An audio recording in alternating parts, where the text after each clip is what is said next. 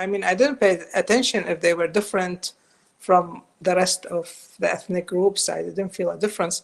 So I didn't know much about them. But then when this happened, I kind of learned more and more, and learned more about their beliefs. And when I went there to the area for the sake of writing this book, I met them, and everything that's written in the book is not, it's kind of like oral history, where I got it from the mouth of people, from the conversations, from the talk. Didn't get it from books. So I sat with them, learned about them and their beliefs, their traditions. And because of these beliefs, I mean, they don't have a sacred book like the other main religions. They don't have something like the Quran or the Bible. They don't have that. And they don't have a prophet. It's their direct, like they feel it's their, they pray to God, but also they have what they call peacock angel, Taus Malik. That is, they're like kind of in the prayer. And they kept the tradition, the ancient traditions, the Mesopotamian ancient traditions of the goddess of sun or this and that, like they pray to the, looking toward the sun. And they have, these things engraved on the walls, like as if those ancient caves where there were codes and stuff. So they have, when I visited their temple, the Lalish temple, I just want to add one thing. Some 10,000 Yazidi men were killed in this genocide, and this is documented by the United Nations, and they called it genocide. Do you think your book can be considered one of the first books that brings this oral history? Okay, it's a fiction novel, but it's so you're based on oral history. Do you think it's one of the first books that talks about these mass killings and all this trauma that the Yazidis had to live through that time? I think so, or at least I didn't see something before it that came to my attention. So I'm not sure, but it's possible, but I didn't see something.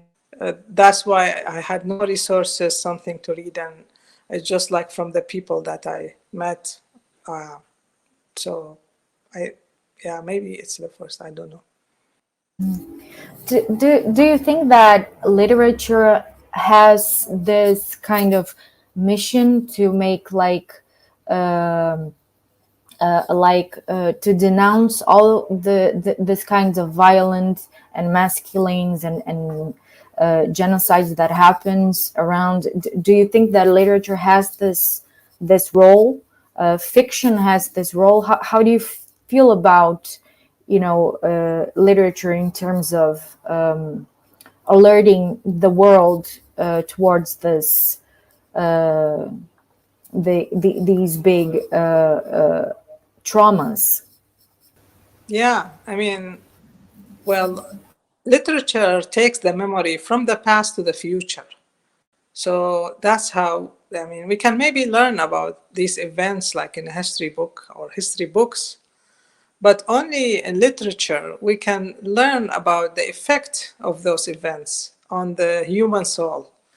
So the most dangerous thing that can happen to the society is when people believe that single story and that they adapt that one story as the truth.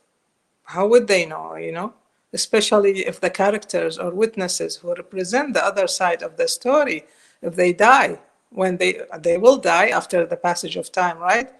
So their collective memory disappears with them.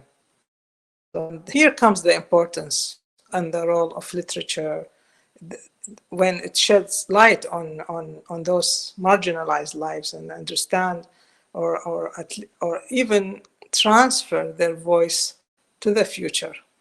Here it is like that the voice, I mean, I even remember how the voices were muffled. If you remember in the novel, the voices of women were muffled, were imprisoned.